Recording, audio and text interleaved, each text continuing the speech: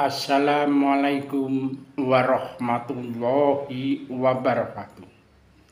Salam demokrasi. Saudara-saudara sebangsa dan setanah air, selamat berjumpa dengan Guson, pemerhati demokrasi Indonesia. Melalui Discovery Cendekiawan channel YouTube ini, saya akan mengangkat tema money politik versus insentif politik dengan suatu pertimbangan politik, kontekstualitas kegiatan pemilu tahun 2024.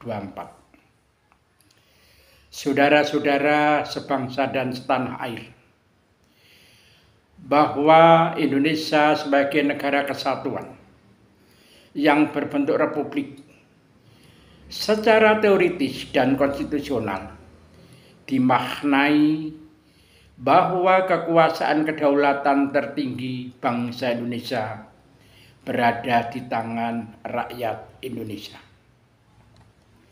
Secara filosofis, bahwa idealisme demokrasi suatu negara merupakan dambaan suatu bangsa. Secara teoritis, demokrasi mempunyai nilai berkualitas atau dasolen, ditandai dengan suatu karakteristik sebagai berikut. Yang pertama, apabila suatu negara dalam melaksanakan demokrasi, tingkat persentase rakyat yang datang ke TPS dalam menyalurkan aspirasinya, dalam memilih perwakilannya untuk mengelola negara itu tinggi dari jumlah pemilih yang ditetapkan.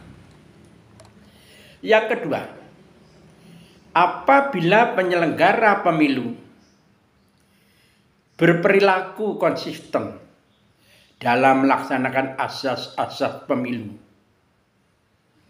Asas pemilu di Indonesia ditetapkan secara konstitusional, yaitu langsung, umum, bebas, rahasia, jujur, dan adil, serta bersih dari korupsi, kolusi, dan nepotisme. Saudara-saudara sebangsa dan setanah air, fenomena pemilihan umum di Indonesia, bahwa bangsa Indonesia dalam kurun waktu 6 dasawarsa pada pasca kemerdekaan telah berhasil melaksanakan pemilu sejumlah 12 kali. Dalam kurun waktu 6 dasawarsa tersebut, pemilu di Indonesia berjalan secara dinamis. Namun, proses perjalanan dari Dasein menuju ke Dasolen masih terjadi jarak yang sangat jauh atau very far off gap. Dengan suatu indikator masih terjadinya pelanggaran konstitusi.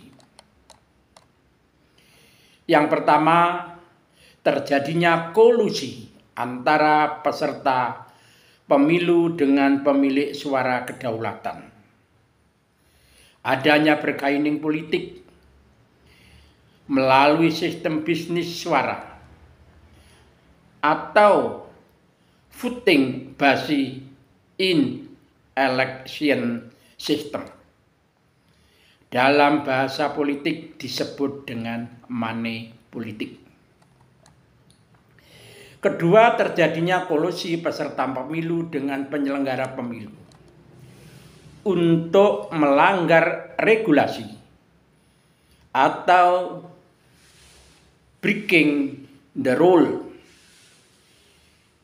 Kedua presiden politik tersebut telah menjadi hantu politik atau ghost politik, bahkan diberi predikat kejahatan politik atau politik of a crime dari pemilu ke pemilu.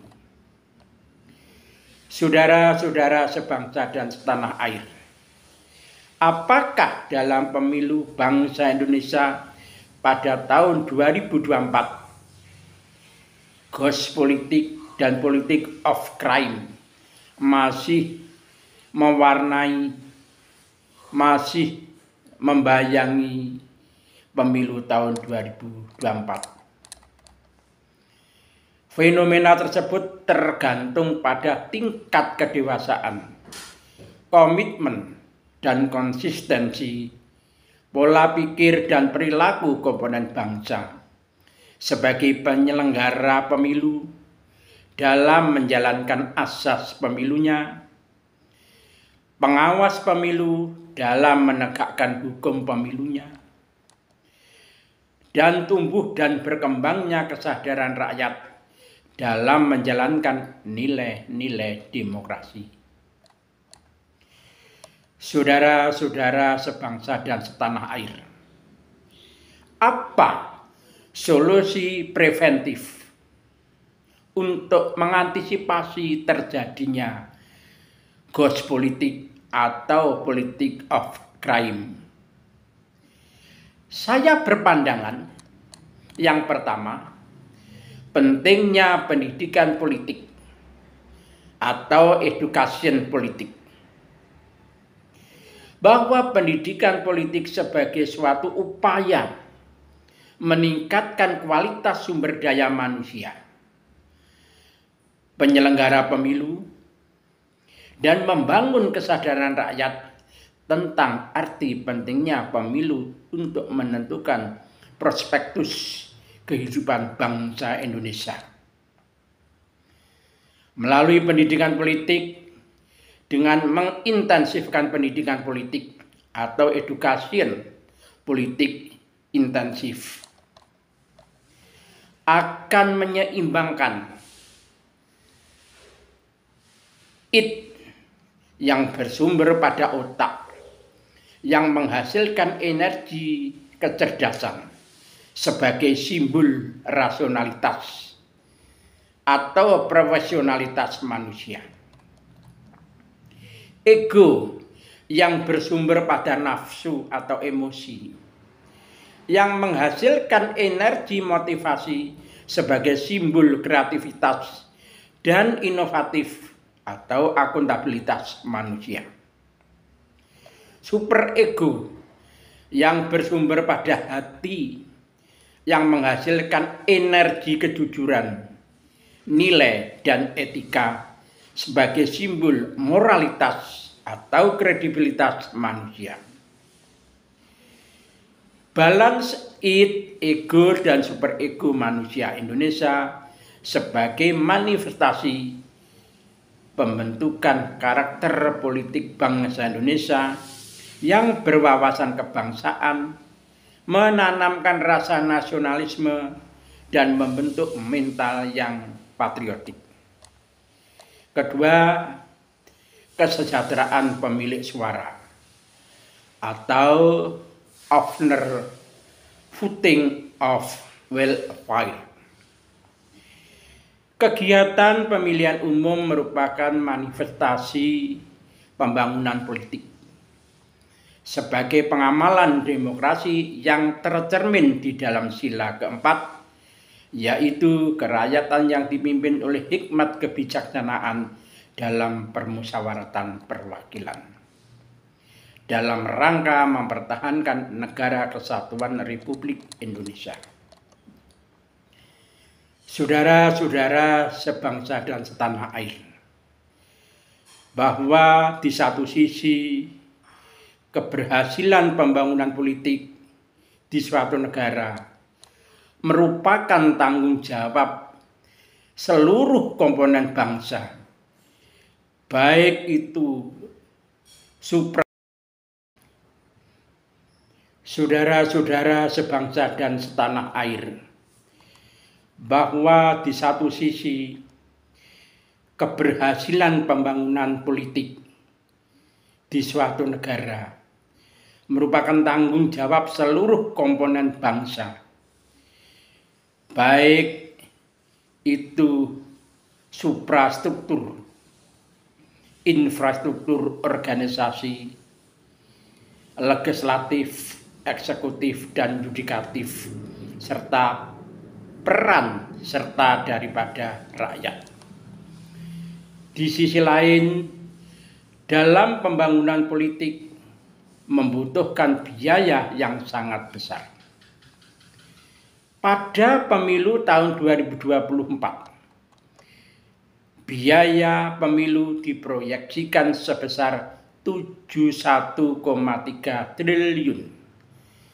Dan anggaran tersebut dibiayai dari APBN, bersumber dari pajak yang merupakan kontribusi dari rakyat.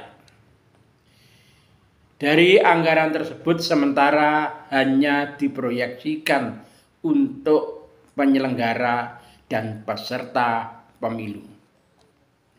Sementara anggaran untuk rakyat yang populer disebut dengan insentif politik sebagai bentuk kompensasi ganti rugi terhadap resiko tidak menerima hak upah kerja dan keuntungan bisnis, maka tidak pekerja dan tidak bisnis ketika pemungutan suara rakyat harus hadir dan antri menyalurkan aspirasinya.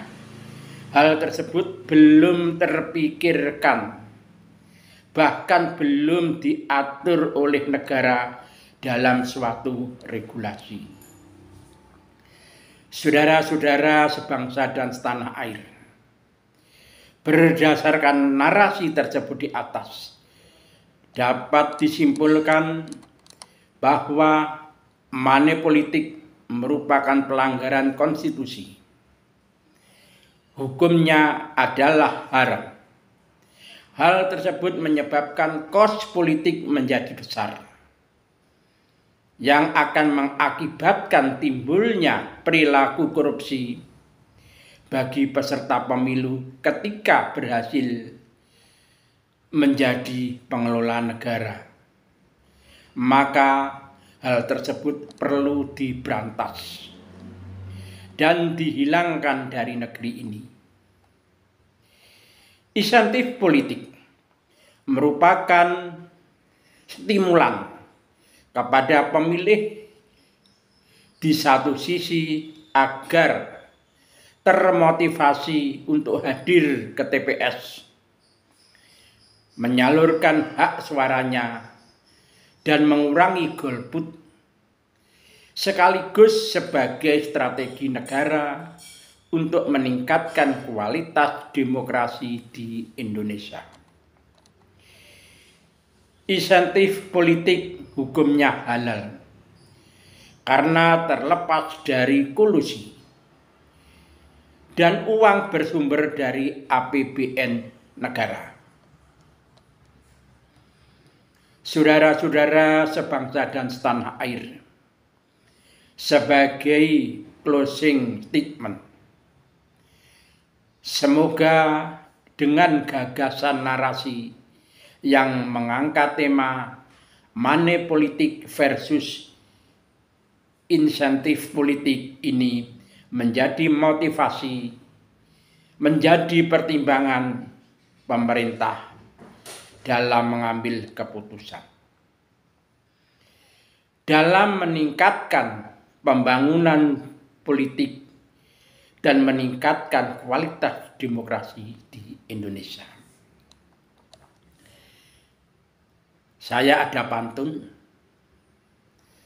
melihat bidadari cantik dari Pulau Bali. Mari kita basmi money politik supaya tidak terjadi kolusi.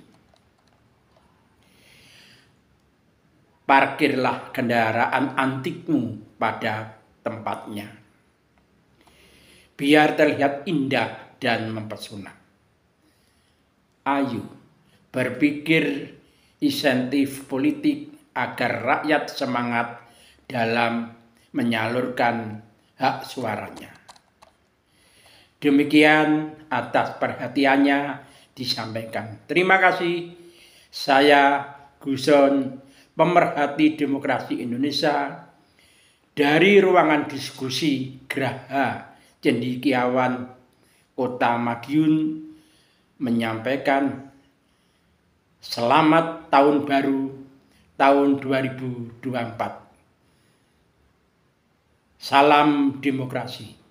Wassalamualaikum warahmatullahi wabarakatuh.